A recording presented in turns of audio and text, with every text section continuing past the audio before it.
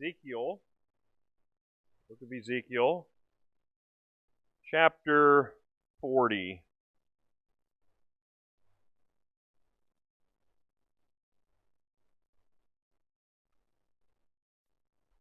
I want to read a few verses here in chapter 40, and then I want to read several verses over in chapter 43.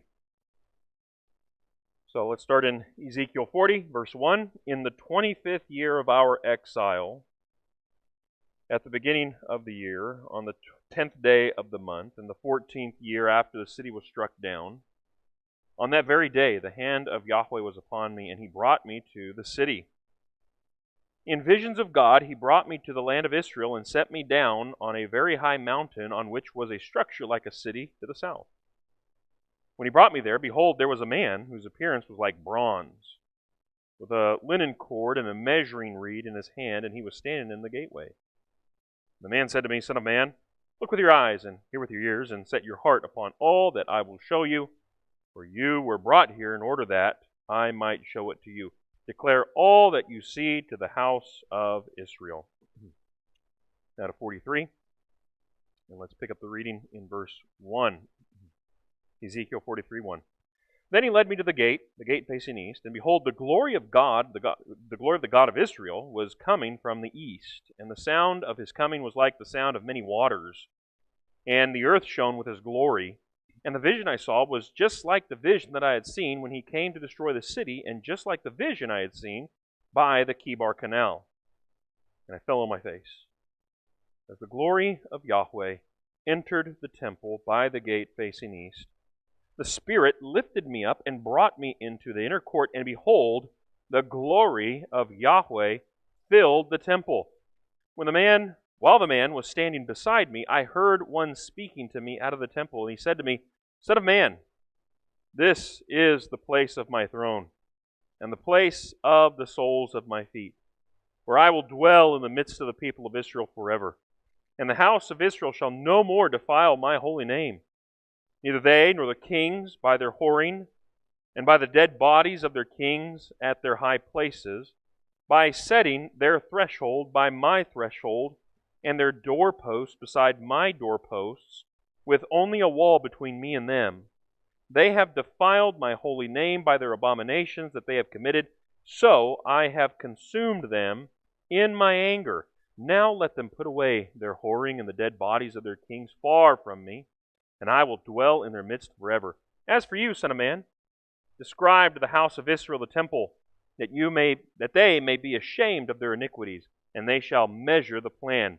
And if they are ashamed of all that they have done, make known to them the design of the temple, its arrangement, its exits, and its entrances, that is, its whole design, and make known to them as well all its structures, and its whole design and all its laws, and write it down in their sight, so that they may observe all its laws and all its statutes and carry them out.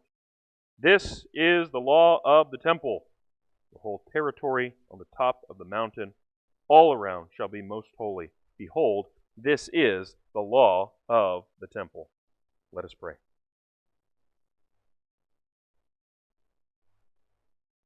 Father God, there are texts, passages which are at times difficult for us to discern their meaning, their fulfillment. And Ezekiel certainly has several of those passages. We pray that you would give us insight into this prophet of the exile, not only what it meant for him, his original audience in their day, but what it means for us even today. We pray through Christ our Lord. Amen. The prophet Ezekiel is an exilic prophet. That is, he lived and ministered as a prophet just prior to and during the exile. And it was a couple of weeks ago we talked about the exile and just what a pivotal moment that was in the history of Israel. Ezekiel is a life that is characterized by trouble and trials. There are hardships and heartaches. But Ezekiel also shows us a faithful life of one of God's people, both while in the promised land and also while in exile. That is to say, there is a sense in which Ezekiel shows us both land thinking and exile thinking. The kind of thinking that one would have while in the land, and then also the kind of thinking that one needs to adopt while in exile. Land thinking recognizes the sovereign power of God to do with His people as He sees fit, even bringing judgment upon them for their sins. In Ezekiel chapter 33, verses 30 through 33, Ezekiel is told what it will be like to minister among the people of God. As for you, son of man, your people who walk together about you by the walls and at the doors of the houses say to one another, each to his brother, come and hear what the word is that comes from Yahweh. Oh, good. Here's a bunch of good, God-fearing people who love the word of God, right? And they come to you as people come, and they sit before you as my people, and they hear what you say, but they will not do it. For with lustful talk in their mouths they act, their heart is set on their gain. And behold, you are to them like one who sings lustful songs with a beautiful voice and plays well on an instrument. For they hear what you say, but they will not do it. When this comes, and come it will, then they will know that a prophet has been among them. Land thinking, again, recognizes that God will bring even His people into judgment for their sins. But it also is the kind of thinking that results in, then they will know, and then you will know that I am Yahweh. On the other hand, there's exile thinking, and this recognizes that we are where we are as a result of the sovereign hand of God, but restoration is coming. And so what do? You remain faithful. You act as the remnant of God. You wait patiently for that promised restoration. It may come in your lifetime. It may not. Ezekiel was probably long gone before the people went back under King Cyrus. But remain faithful. Be the remnant of God. The whole end of the book of Ezekiel, especially those last chapters, 40 to 48, which detail this vision of the temple that Ezekiel is given. All of that was given about over a decade, after the final deportation of the people from the land. Think about that. They had been in exile for over a decade. It was done, though. The final deportation had taken place.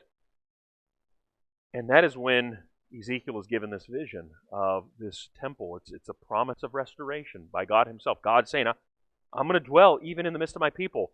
The very last verse of the book, Yahweh is there.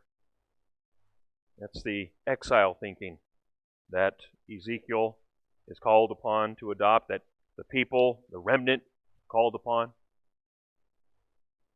I suppose we could summarize the book of Ezekiel. That God calls His people to know Him and to be holy. To know Him and to be holy.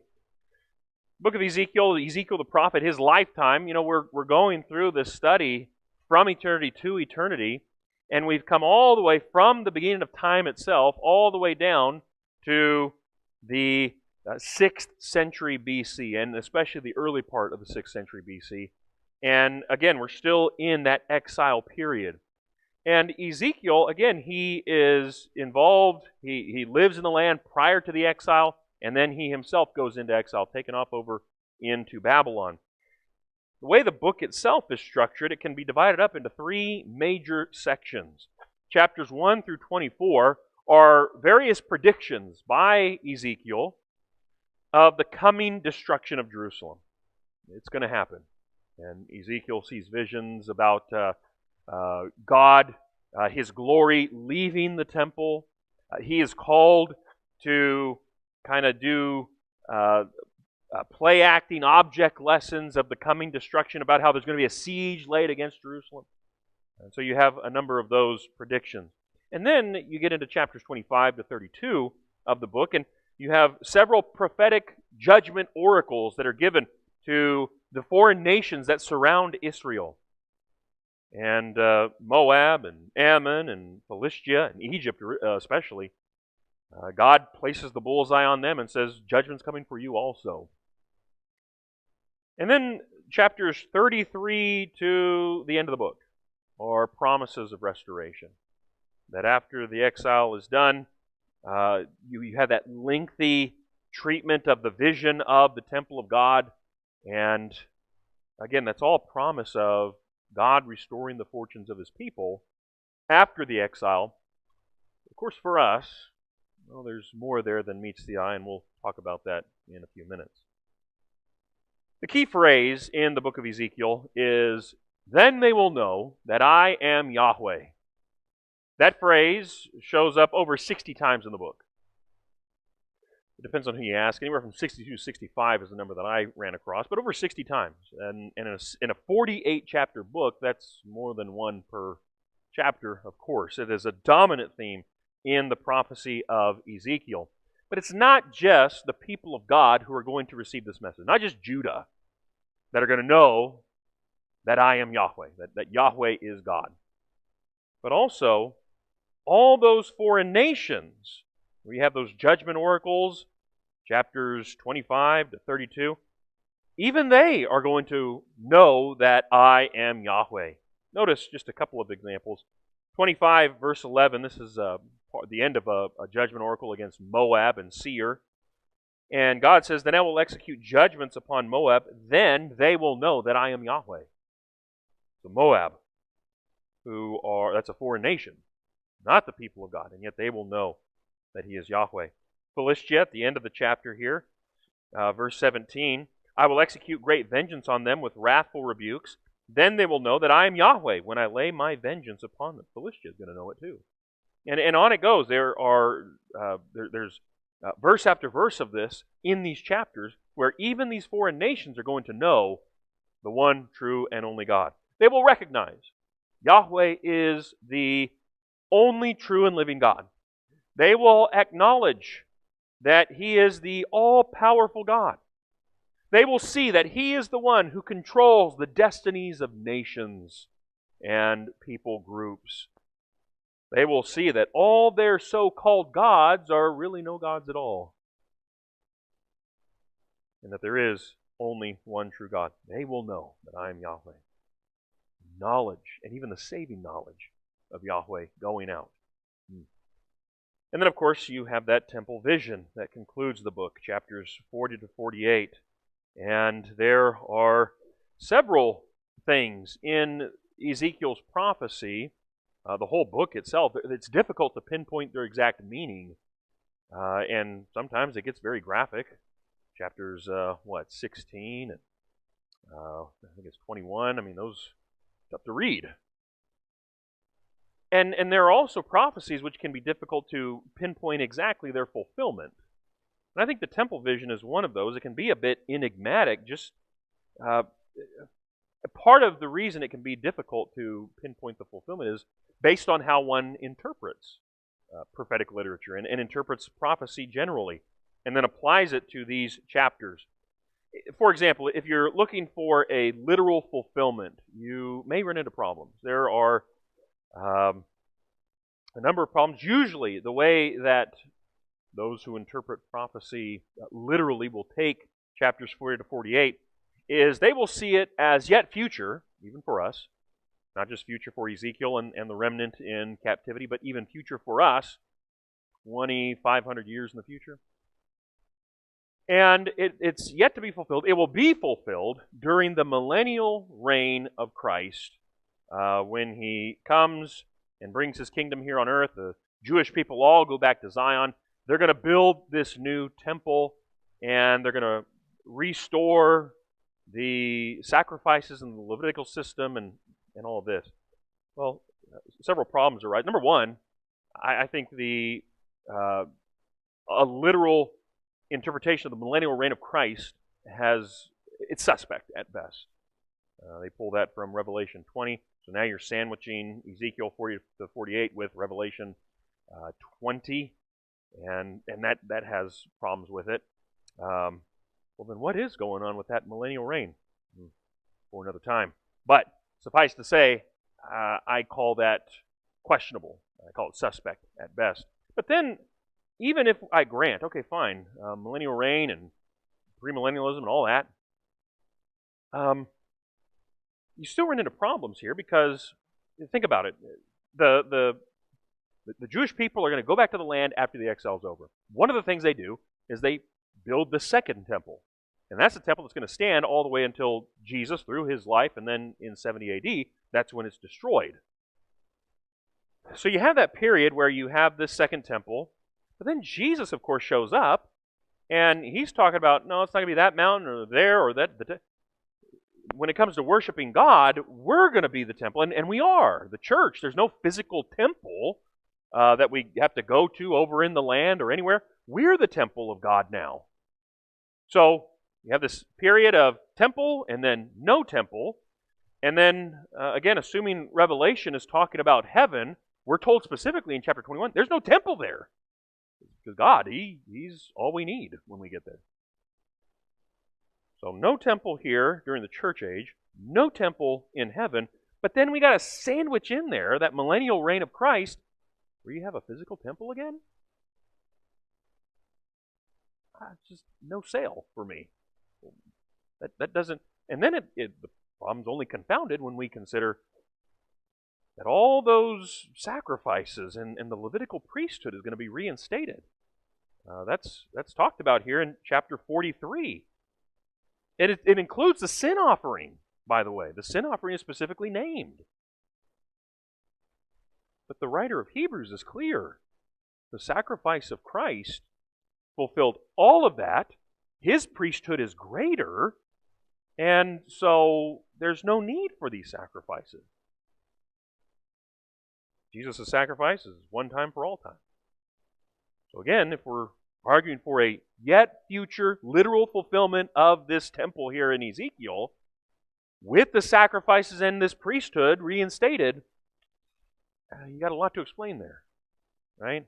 You have some explaining to do, right, Lucy? So, one of the themes that we've been tracing throughout this, again, is God's glory and salvation through judgment.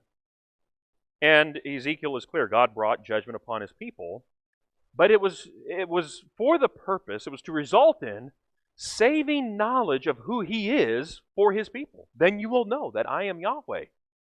But it's going to be because I have visited judgment upon you. Yahweh wanted His people to know He's God. He is the only true and living God.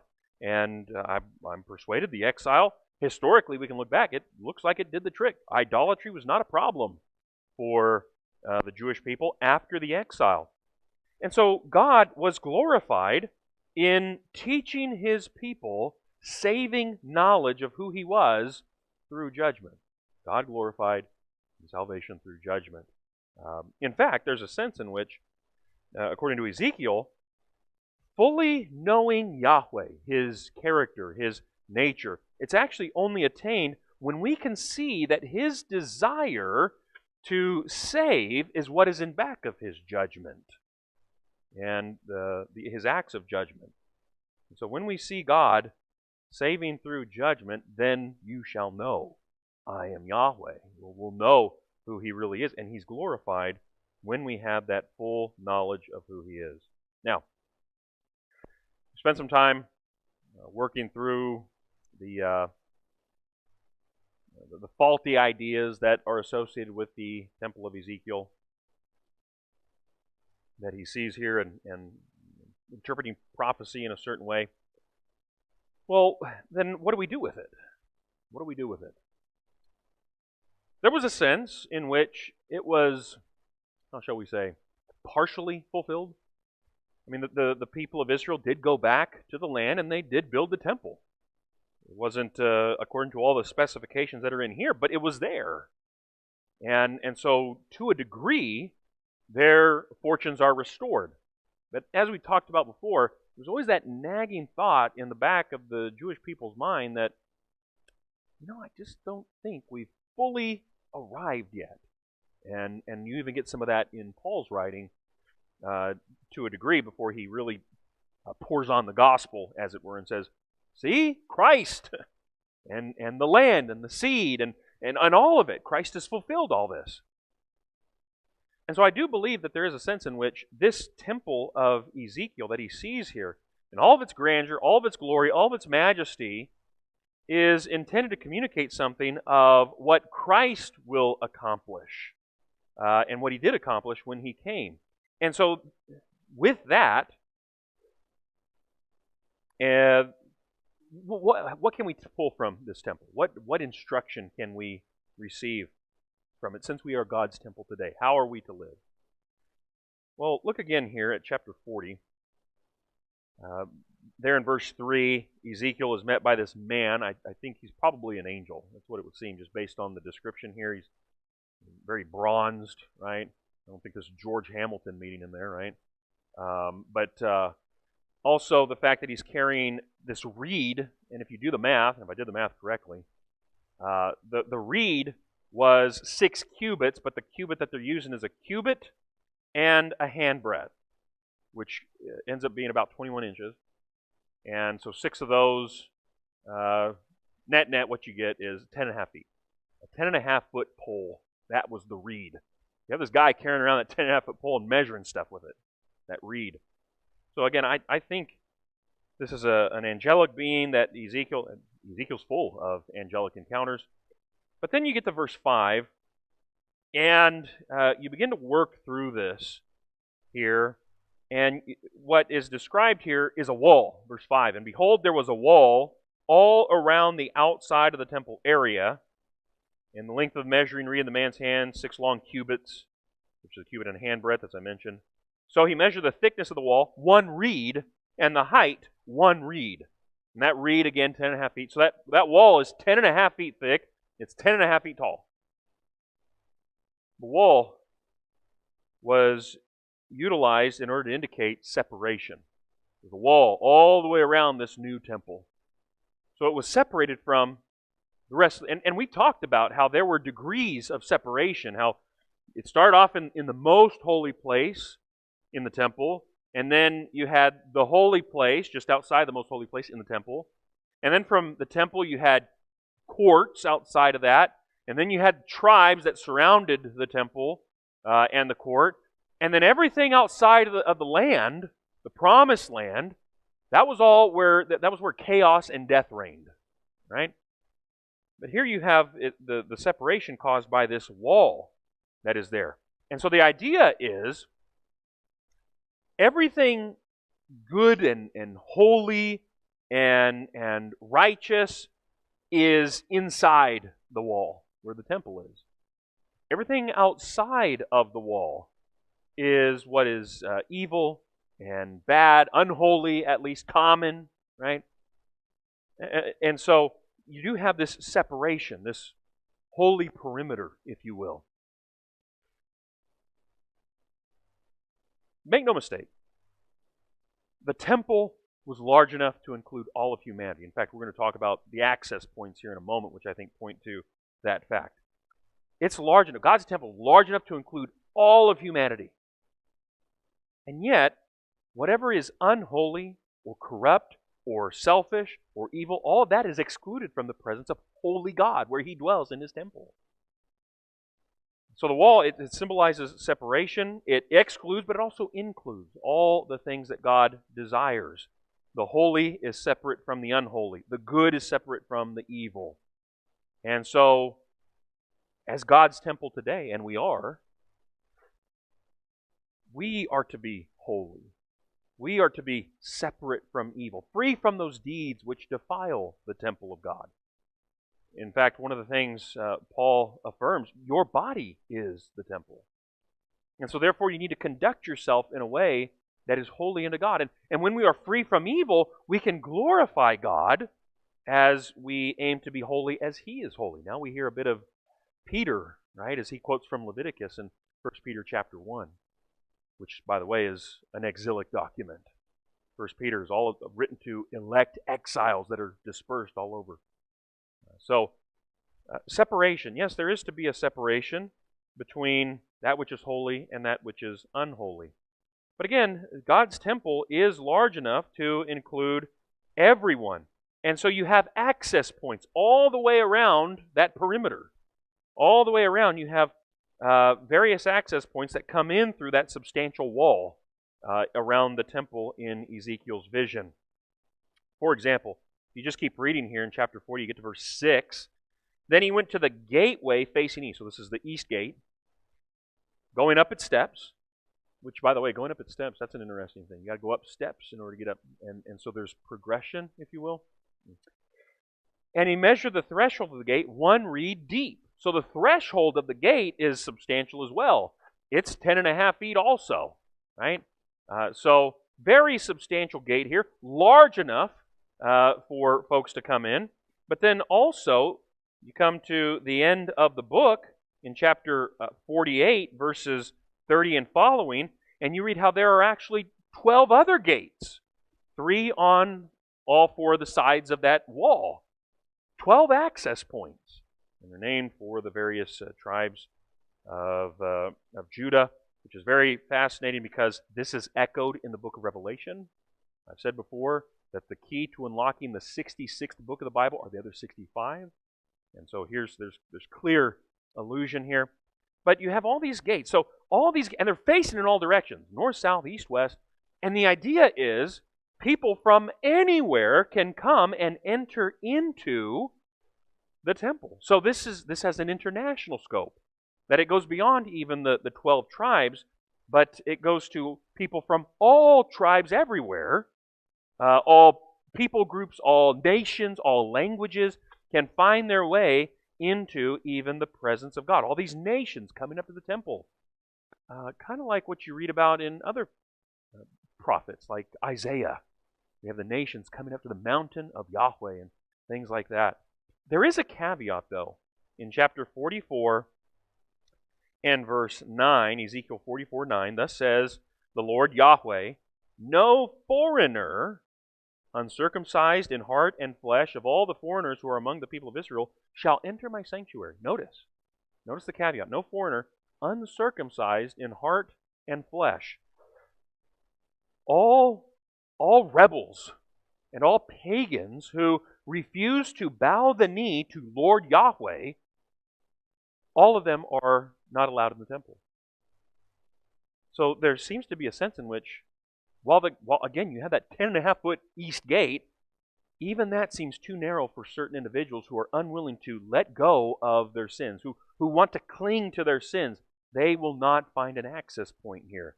And that's, of course, because only that which is holy can come in. Those who are circumcised in the heart, which is something that has been keyed on throughout Ezekiel as well. They'll find even that 10.5-foot wide gate just a little too narrow even for them because of their sins. No, only those who submit themselves to God, who acknowledge Yahweh as the only true God, who acknowledge His way is right. Only those who walk in His ways, those are the ones who may enter His temple. And again, as God's temple, that is what we're called to do. We're called to bow the knee to King Jesus, to submit to our Lord and our Christ, to acknowledge His way is right, and we only want to walk in that, and we will walk in His ways. For those who do that, He says, my temple. You are my temple. We read chapter 43 about the glory of Yahweh filling the temple. And what, talk about a promise of hope and restoration. That must have been for Ezekiel. Ezekiel was the prophet. Back in chapters 10 and 11, he had witnessed the glory of Yahweh, witnessed Yahweh Himself get up and leave the temple. First in the holy place, and then at the threshold, and then He's over on the mountains heading to be with the exiles in the remnant. Now here is the reversal of that. As the glory of Yahweh comes and fills this new temple, it had been almost 20 years since Ezekiel had that vision of God departing the temple. And now, here we are, 20 years later. What it would have meant and been like for a Jewish man who had seen that happen in a vision, now seeing a new vision where that's reversed, I don't know that we can comprehend that.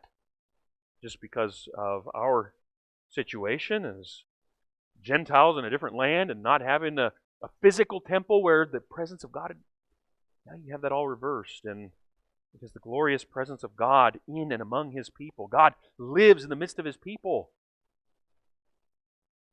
And, of course, we find our fulfillment in that. You are the temple of God. You are God's temple.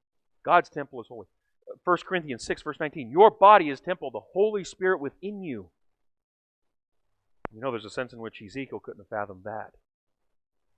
You mean to tell me there's coming a day when it's not going to be about a physical temple, that there's something even greater, a temple composed of living stones and the very presence of God's Holy Spirit filling His people. Again, there's a sense in which Ezekiel, we can't grasp fully what it meant for Ezekiel in his day, but he couldn't grasp what it meant for us in our day and how much greater the fulfillment is. How is God glorified in His temple today? Well, I think one of the first ways is, of course, how God, for His own sake and for His own glory, puts on display the immeasurable riches of His grace by saving us undeserving, unworthy sinners. We don't deserve His grace. We don't deserve salvation. And yet He has, for His own sake and for His own glory, He has saved us. I think that's a huge way that God is glorified today in His temple through the gospel.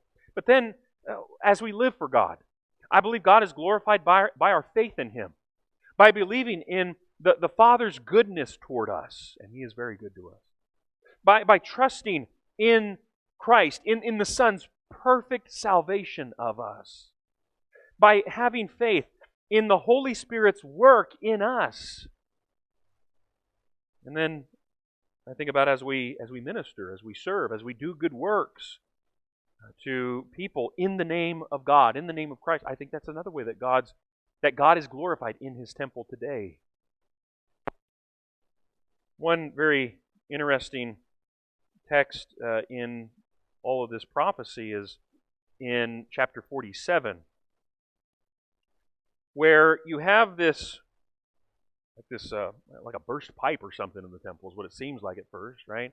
So like this trickle of water that's coming out from the threshold of one of the gates, and so Ezekiel and the man they start measuring off 1,000 cubits, and then they get 1,000 cubits down, and then Ezekiel's supposed to walk across, and he walks across the what's become a more substantial stream, and it's ankle deep.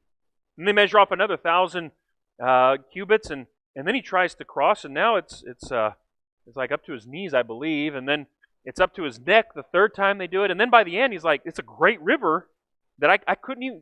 You have to swim across this thing. And what happens is that river dumps off into the Dead Sea. The Dead Sea was full of salt; nothing could live in it. In fact, one translator, in translating Ezekiel 47, called it the filthy sea. And yet this river flows into that, and now it becomes this sea that is teeming with life, and there's all kinds of creatures and fish, and everything's just alive now in what was once a dead sea. Stuff starts growing around it. A bunch of trees on both sides of the banks. And we read in verse 12 of Ezekiel 47, on the banks, on both sides of the river, there will grow all kinds of trees for food. The leaves will not wither, nor their fruit fail, but they will bear fresh fruit every month, because the water for them flows from the sanctuary. Their fruit will be for food, and their leaves for healing. Leaves for healing. Where have I read that? Oh, yeah, that's right. At the end of the book of Revelation, chapter 22. We read about another river that starts flowing from the city of God, the throne of God. Notice 22 verse 1. Then the angel showed me the river of the water of life, bright as crystal, flowing from the throne of God and of the Lamb, through the middle of the street of the city. That's the New Jerusalem, by the way. Also on either side of the river, the tree of life with its 12 kinds of fruit, yielding its fruit every month. The leaves of the trees were for the healing of the nations. Very interesting. You have this picture of this temple in Ezekiel's vision. There's all these trees, and the leaves are for healing. For whom? I think it's for the nations. That those who abide in the temple, they go forth with those leaves for the nations, for all people, to find healing, that they too might come up to the temple of Yahweh, even to the temple of God, and find their place in the temple. In other words, I'm reading here an evangelistic component, that this was good news, and it was not intended to be kept to just an exclusive small group of people, that it had an evangelistic component to go out and heal the nations with the leaves from the tree of life. I think that's another significant aspect of what we see here. You are God's temple. 1 Corinthians 3, verse 16, we read that clearly. You are God's temple. And so again, it's not on this mountain, it's not on that mountain, it's not in this location that God dwells. Now He dwells in and among His people. You and me, and you watching online as well. Brothers and sisters, we have the abiding presence of God living in us. The church is the temple of the Lord today. You are. And it doesn't communicate clearly in English because we don't have it so much, but it's a plural you.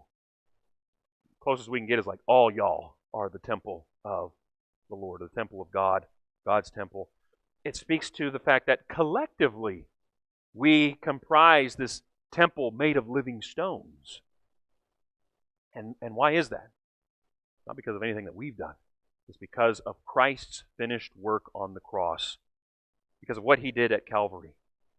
And that is why, well, we get a word spoken at the end of chapter 43, where all of the days and the offerings are completed, and God says, I will accept you.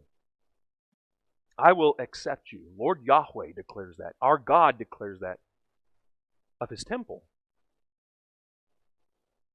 And we also need to keep in mind 1 Corinthians 3, verse 17, God's temple is holy. And so God in Christ has set us apart. He's made us holy. And it's because of Jesus that our sacrifice of praise is accepted to God. It's because of Jesus that our service as priests in the temple of God, our service is accepted by God.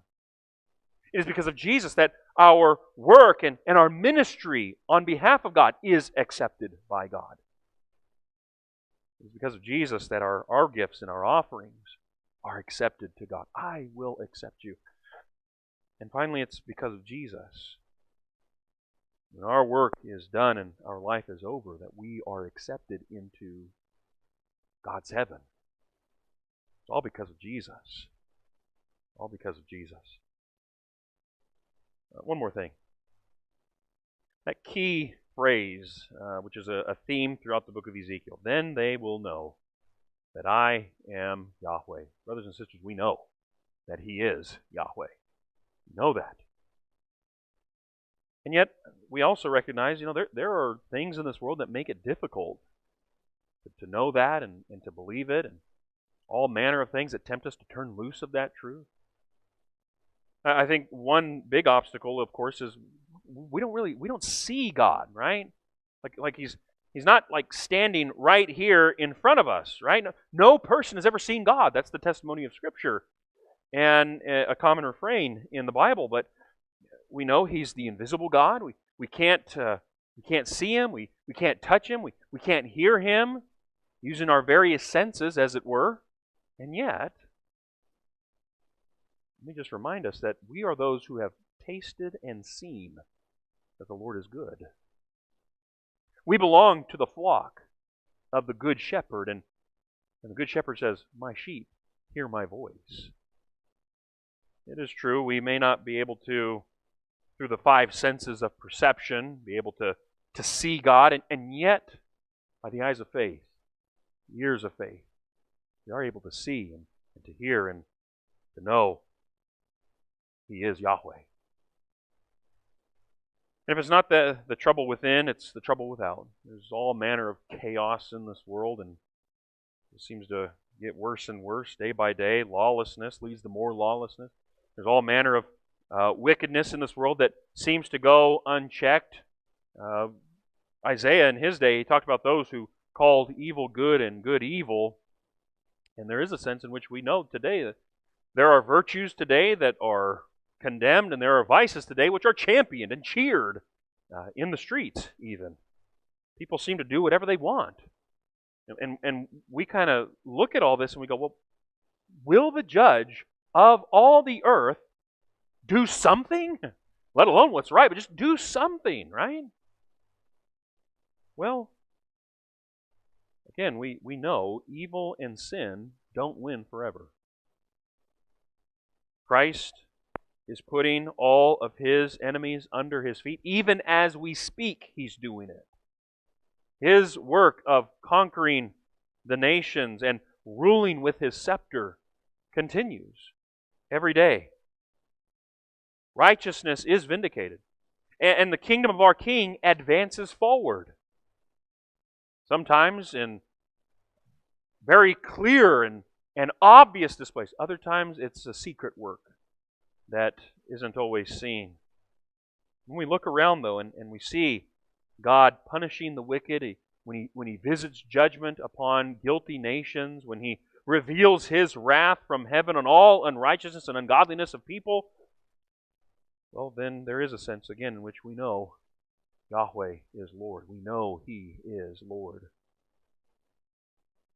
Again, there are many things that tempt us, many things that draw our hearts away.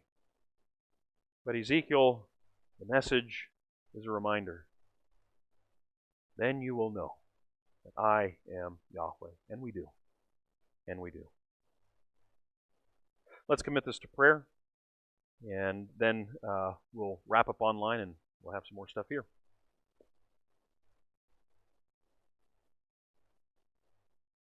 We want to know You and we want to be holy. Holy Father. We pray that we would live life with You. That You would enable us to be holy as You are holy.